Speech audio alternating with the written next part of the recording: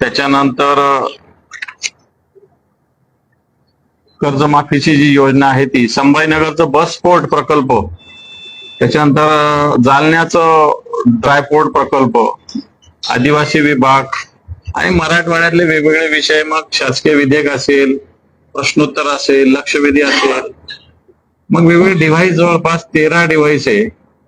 यातले 10 डिव्हाइस मी या सगळ्या अधिवेशनात वापरले आणि या वापरातून अनेक राज्यस्तरावरचे विषय, संभाजीनगरचे विषय मांडले आणि एक पद्धतीनं एक विरोधी पक्षाची भूमिका एक प्रभावीपणे करण्याचा प्रयत्न केला.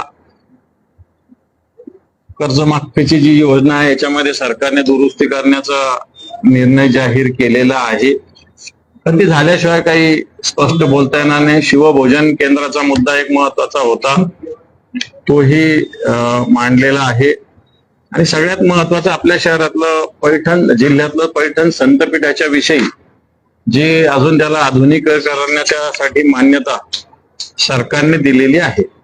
आणि त्याच्यामुळं मला असं वाटतं की 2 गॅप नंतर मी अधिवेशनात होतो, 2 अधिवेशनाच्या, पण तुम्ही मागचे 2 गॅप या अधिवेशनात पूर्णपणे जवळपास 43 वेगवेगळे मुद्दे, 12 दिवस, कारण एक दिवस सुट्टी मिळाली होती, पहिला दिवस काही कामकाज झालं नव्हतं. या 12 दिवसात जवळपास 43 वेगवेगळे डिव्हाइस, वेगवेगळे मुद्दे मी सभागृहाच्या माध्यमातून मांडले. मग लॉ अँड ऑर्डरचाही मुद्दा मोठ्या प्रमाणावर मांडला आणि मला असं वाटतं सरकारने बऱ्याच गोष्टी सकारात्मकता दर्शवलेली आहे. जिथं सकारात्मकता दर्शवली नाही तिथं मला असं वाटतं पुन्हा एकदा ताकदीनं लढा सभागृहाच्या बाहेर आता देण्यास आम्ही सुरुवात करू.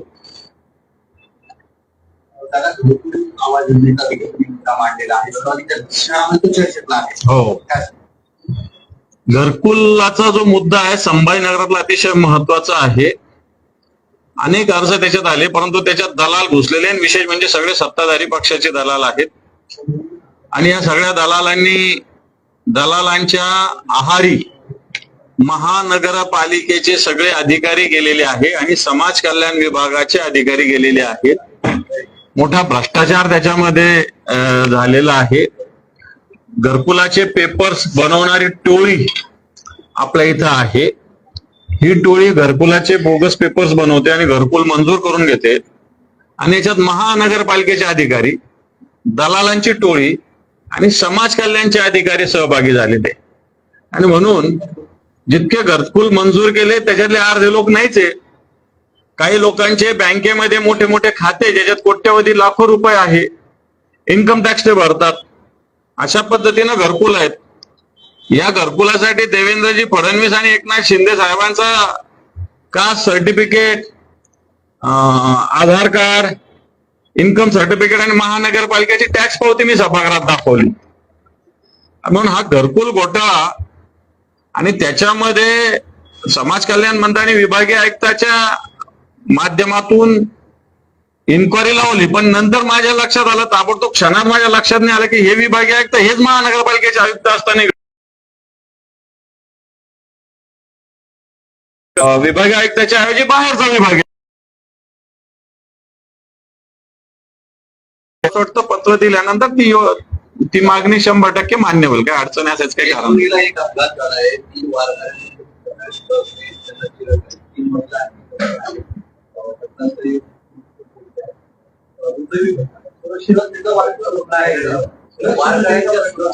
हे पहा, मला असं वाटतं आम्ही वारी सुरू व्हायच्या 2 दिवस आधीच ज्या पद्धतीनं मिसिंग लिंकवर घटना घडलेली होती त्या पद्धतीनं वारकऱ्यांच्या, कारण सरकारने सुद्धा आवाहन केलं होतं वारकऱ्यांनी देहूला किंवा आळंदीला येऊ नये, डायरेक्ट पुण्याला यावं.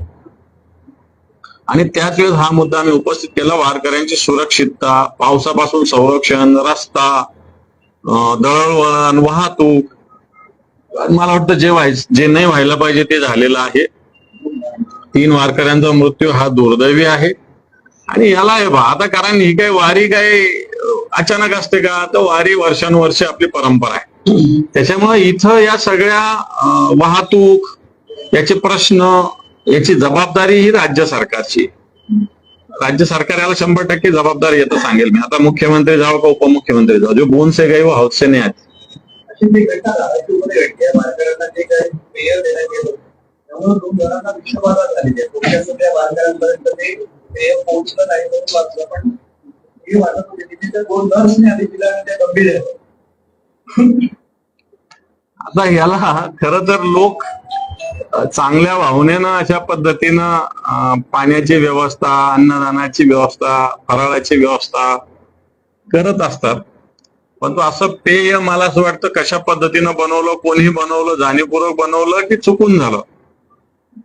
आता सरकारला याच्यावर सुद्धा लक्ष द्यावं लागेल, कारण पावसा पाण्याचे दिवस आहे. पाणी सुद्धा खराब होतं, अशा पद्धतीनं देणारं शरबत सुद्धा खराब होऊ शकतं. आणि त्याच्यावर मला असं वाटतं लक्ष फार बारकाईनं वारकऱ्यांच्या या सगळ्या दिंडीसाठी द्यायची आवश्यकता असंच मला वाटतं. पक्षाचे नेते विनायक राऊत यांच्यावर कौटुंबिक हिंसाचाराचा गुन्हा दाखल झालाय. त्यांच्या सुनेला ते जादूटोणा करतात, मानसिक शारीरिक छळ करतात असा आरोप केला. मला असं वाटतं जाणीवपूर्वक राजकीय हेतून केलेला प्रकार दिसतो. मी काय विनायक राऊत साहेबांशी बोललो नाही, कारण 2023 नंतर 2026 खरं तर 6 महिने असा कोणताच संपर्क नवरा किंवा बायकोचा जर नसलाच तर मला वाटतं कायदेशीर कोणताच अधिकार उरत नसतो. आणि 3 वर्षानंतर अशा पद्धतीनं जाग येणं, याच्यात कुठेतरी पाणी मुरतं हे स्पष्ट दिसतंय. जाणीवपूर्वक राऊत साहेबांना किंवा राऊत साहेबांच्या कुटुंबियांना बदनाम करण्यासाठी किंवा शिवसेनेला बदनाम करण्यासाठी अशा पद्धतीनं हे केलं जात असावं, याला 100% या सगळ्या विषयाला पूर्ण शक्यता आहे. कारण राऊत साहेबांनी स्पष्टीकरण केलेलं आहे. बाकी मी त्यांच्या कौटुंबिक याच्यात जायचं काही कारण नाही, परंतु ओव्हरऑल जे दिसतं की समजा ती मुलगी कुठे जात होती, कोणत्या बाबाकडे म्हणा किंवा हॉस्पिटलमध्ये, तर तिचे आई वडील सोबत होते. एक दुसरी गोष्ट, या सगळ्या घटनेला 3 वर्ष पूर्ण झाले. 3 वर्षात कोणता समय, 6 महिने नवरा बायकोचा कनेक्टिव्हिटी नसली तर कायदेशीर कोणताच अधिकार उरत नाही. असे तर नाही उरत, बाकी गोष्टी उरू शकतात. बाकी मग पोटगीचा असेल, घटस्फोटाचा असेल, असे प्रकार उरू शकतात. पण तो बाकी कोणताही माझ्या माहितीप्रमाणे, माझं जे ऍज पर माय नॉलेज, असं कोणताही कायदेशीर अधिकार उरत नाही. तरी मला असं वाटतं राऊत साहेबांनी याची सगळी चौकशी करा अशी प्रकारची भूमिका घेतलेली आहे. बसच्या दुर्घटनेमध्ये आपल्या एक युवक आपल्या संभाजीनगरचा होता, 9 बळी गेले. कोण जबाबदार आहे या सगळ्या घटनेसाठी? नाही, याला एका एजन्सीला हे सगळं काम दिलेलं आहे. 2 कंपन्या आहेत, मला त्या कंपनीचं नाव नाही लक्षात, पण एक BVG त्याच्यात एवढं मला माहिती आहे. आणि खरं तर या जी इमारत आणि हे जिथं कचरा आहे त्याच्यात 100 मीटरचा बफर झोन असला पाहिजे असा नियम आहे. 100 मीटरचा, तो 30 मीटरचा आहे तिथं. माझ्या माहितीप्रमाणे 100 मीटरचा बफर झोन मध्ये हे जे डम्पिंग आहे आणि कोणती इमारत असो त्याच्यात 100 मीटरचा बफर झोन असावा असं आहे. तिथं 30 मीटरचाच बफर झोन आहे एक. आणि याच्यात ज्या कंपन्यांना हे दिलेलं आहे त्यांनी प्रोसेसिंग सगळं उशिरा सुरू केलेलं आहे. ढिगारच कोसळलेला आहे, त्याच्यात पहिल्या मजल्या पण आला, म्हणजे किती उंच ढिगार गेला होता ते आपण त्याची कल्पना करू शकतो. मला वाटतं याला कंपनी आणि महानगरपालिका दोन्ही जबाबदार आहे. ज्या कंपनीला काम होतं ती कंपनी आणि तिच्यावर नियंत्रण ठेवणारी कॉर्पोरेशन, या 2 लोक याला जबाबदार आहेत, 2 संस्था याला जबाबदार आहेत.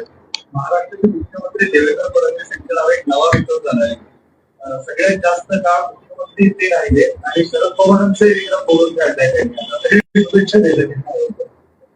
मला असं वाटतं रोज विक्रम करत असताना सगळ्यात जास्त भ्रष्टाचार त्यांच्याच काळात होतो, सगळ्यात जास्त घोटाळे त्यांच्याच काळात होतात, सगळ्यात जास्त कायदा आणि सुव्यवस्थेची अडचण त्यांच्याच काळात निर्माण होते. या पण गोष्टीकडे बघितलं पाहिजे. नुसता विक्रम जास्त दिवसाचा करण्यापेक्षा जास्त कार्याचा सुद्धा होण्याची आवश्यकता आहे. राज्यातील मागासवर्गीय विद्यार्थ्यांच्या वसतिगृहाची दैना आहे आणि त्याकडे आहे. खरं तर काय बोलावं त्या डिपार्टमेंट विषयी. साधं हॉस्टेलला गेलं तर पिण्याच्या पाण्याच्या व्यवस्था नाही, जेवण एकदम खालच्या क्वालिटीचं आहे, बिछाने नीट नाहीये. खरं तर माझ्याकडे जी माहिती बिछाने घेतले गेले